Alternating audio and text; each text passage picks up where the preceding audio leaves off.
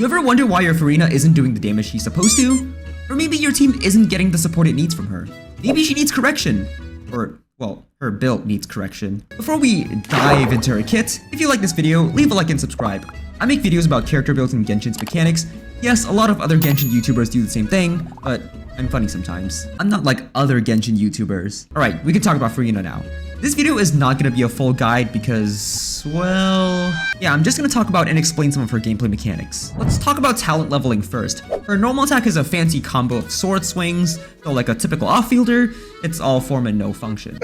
Alright, it has one function, but who actually cares about the Arca attack? You won't be using this for damage, so it can be left unleveled. And do not switch to Numa alignment. It's just nothing compared to what her Ucia alignment can do.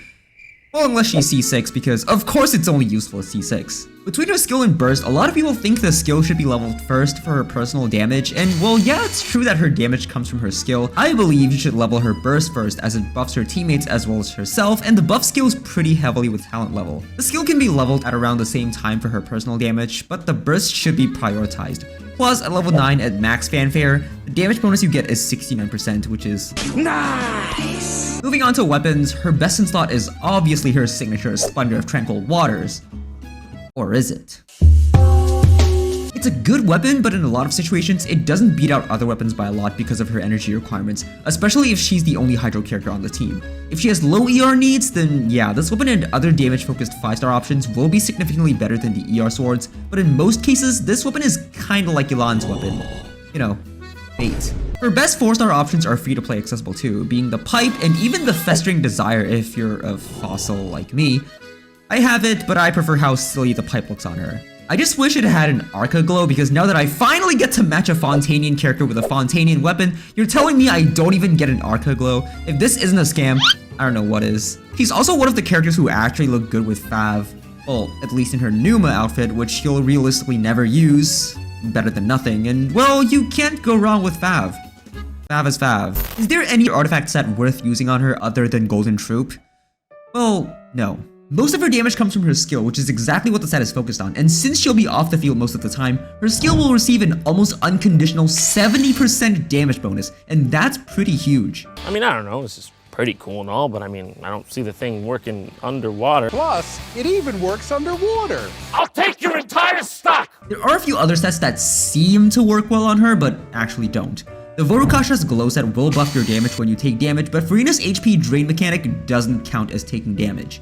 And despite having her HP change all the time, the Hunter set is actually not good on her because she not only doesn't gain anything from the 2-piece set, the 4-piece set effect also doesn't trigger off-field. Tenacity as a team-wide buffer, you'd be trading off a huge part of her damage for a team-wide 20% attack buff that she can't even benefit from. Not worth it. It could be instead used on another teammate who doesn't care about damage that much, like Charlotte for example. If you're using Golden Troupe on her, as you should be, an HP Goblet will end up being better than a Hydro Goblet, especially when combined with the huge damage buff from her burst. Unless she gets the huge HP buff from her C2, then go back to Hydro Goblet. This change in Goblet main stat preference will also apply to some teammates, but we'll talk about that later. Deciding between HP and ER stance will also depend on the team. Usually if you have another Hydro character, she should be fine with around 160% ER, which will be covered by an ER sword and some substats. But as a solo Hydro, it'll shoot up to over 200%, in which case you might want an ER stance instead. ER stance can also be considered in lower ER requirements if you're running a damage-focused weapon like her signature, for example. If she's at C4, she generates energy simply for existing, so her burst effectively costs around 45 energy, and you can shave 40 to 50% off her ER. FURINA is pretty flexible, but you, and I cannot stress this enough, will need a healer if you don't have her at C6, which I can fairly assume the average player doesn't have. Her base kit gives a pretty huge buff for the whole team, and the trade-off is that you need to run not just any healer, but a pretty good dedicated healer. Possibly forgoing another damage buffer like Bennett, or maybe someone like Jean as your swirler instead of Kazuha. But hey, at least you can put your 50-50 losses to good use now. I think this is a good thing though. She's pretty strong, and this is probably the one thing preventing her from becoming overpowered and being a must-have teammate for almost every single team. Let's just say basically, FURINA is to Yelan what Yelan is to Xingqiu. By switching out Xingqiu with Yelan, you trade off Xingqiu's defensive utility and better Hydro application in exchange for more raw offensive support for her on-field character. Seriously, I can't even use her as the sole Hydro applicator for my Yoimiya team because she's just not wet enough. Switching from Yelan to FURINA, you get even less Hydro application and even less defensive utility, which Yelan already doesn't have, so you get a negative defensive utility by having team-wide HP drain, but in exchange, she offers a bigger damage buff than Yelan that applies to the whole team instead of just your on-fielder.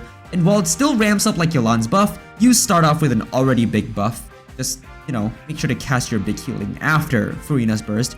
And yeah, I guess that's how I see the comparison between these three. I don't think I need to provide team comp examples though, because honestly, you just need to ask yourself these three questions. Does your team have a good healer? Can any of the team's damage benefit from damage percent buffs? In other words, it doesn't completely rely on transformative reactions like Hyper Bloom. Can the team function with a constant source of hydro application?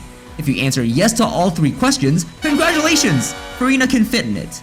No, like seriously, she's that good. Though obviously she will perform better in some teams than others, especially teams with another Hydro character to generate Hydro particles for her and also to make Hydro resonance. At high burst level, her buff is bigger than that of the average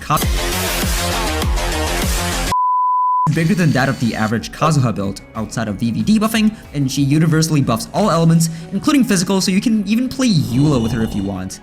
If anyone actually still plays her. As previously mentioned, even though she can function as the only Hydro character on the team, she performs a lot better in double Hydro because it allows her to build less ER, and it also gives her more HP which her damage scales off of. But if you have her at C4, then yeah, you can just forget what I said about HP and energy. There's still another reason to play double Hydro for Vape teams, because her Hydro application alone won't be enough for some on-field Vape carries like Yoimiya and Hu Tao. Interestingly, her Crab attack has no ICD, and it also hits the hardest. So if you have a lot of pyro application, you can trigger forward vape with it for big funny numbers. Just don't mind my damage, this team isn't exactly the best for Furina's damage, and also I left her skill at level 6. As for your choice of healers, the ones with team-wide healing like Jean and Charlotte perform better than single-target healers like Bennett and Diona because they can rack up those fanfare points a lot faster and generally just keep the whole team healthier and provide ammo for that team-wide HP drain. You know, just like how you can grind your primos but Furina drains them all anyway. Furina's Ascension 1 passive increases the effectiveness of single-target healers, but they're still considerably slower than team-wide healers, and the requirement of overheal just kills Bennett in her teams. But hey, that didn't stop me from using Bennett alongside another healer though. Sunfire, baby! Okay, but seriously, I'm kinda tired of using Bennett, so this is a nice change of pace. Okay, technically she can work without dedicated healers and instead with a character more focused on buffing like Bennett, but those are mainly just for one rotation showcases and speedruns, and it's usually done by whales, and if you're at that point, you're destroying everything regardless. Obviously, damage dealers who can manipulate their own HP work best with Furina, especially Nivelettes who can do so quickly in large amounts. They're basically made for each other. Obviously, you already know I'm gonna mention a team with Yoimiya. You can put Yoimiya and Furina together with another off-field Hydro like Yelan or Xingqiu, and a healer like Jean or Mika. Jean is nice because of her access to the VV set, but most of the time I can only get a Hydro swirl, so she won't really buff Yoimiya's damage much. The healing is still nice though. Mika is a great option too for his good healing and considerable attack speed buff. I still choose Jean anyway though because waifu reasons. I wish I could fit Yunjin here because of how well she synergizes with Yoimiya and all the damage percent buffs on this team, but I'd either have to sacrifice the second Hydro slot or the healer, and neither of those situations is ideal. I did try using Bennett in place of Yelan and letting Furina be the only Hydro, and it did buff Yoimiya's damage by buffing attack and also guaranteeing a Pyro VV swirl by Jean, but sacrificing stats on Furina in favor of ER made her damage pretty bad. And considering she's the only other damage dealer on this team, it's kind of pointless. And Yoimiya's own damage is also worse on this team. If I want to play hyper carry Yoimiya, there are just better teams for that. Regardless, Furina can work with Yoimiya, it's just that Yoimiya's personal damage might be a bit lower without Yunjin, but the whole team's damage gets massively buffed by Furina, so overall team damage should still come out on top if your Yoimiya isn't a heavily invested C6 one like mine. This is cancer. Besides, having Yoimiya, Furina, and Yelan attacking at the same time, it kinda looks like a walking machine gun. Alright, now I can talk about the change in equipment preferences of her teammates. Just like how Bennett lowers the need for attack stats and equipment, Furina lowers the need for damage percent stats, so normally characters who use damage percent goblets might want to switch to attack, defense, HP, or EM depending on their damage scaling stat. It's not always the case and it depends on each individual character, so see what works best for you. Her HP drain mechanic also allows on-field characters to use the 4-piece Magishose Hunter set, which is one of the strongest 4-piece set effects if the conditions are met. So having Furina on the team gives many characters access to this strong artifact set, on top of the huge damage buff in her kit. Overall, I think Furina is a pretty balanced character. I don't think she's overpowered in the slightest. Okay, she's actually pretty strong. I'm just salty that my Yoimiya's personal damage is a bit lower when I use them together. In my opinion, she's most suited to teams with multiple damage dealers because of her massive, team-wide, almost universal damage buff. For hyper carry type teams, there are better options when it comes to multiple supports dedicated to buffing a single character, and without Furina's restrictions of requiring a healer and also preferring a double Hydro team. Again, unless she's at high constellation. Because don't forget, on top of being a damage buffer, she also deals pretty considerable damage herself. And that's all I have to say about Furina. I hope this video helps you, and let me know in the comments below if I got anything wrong. Thanks for sticking around, and click join to become a channel member if you have a large cop.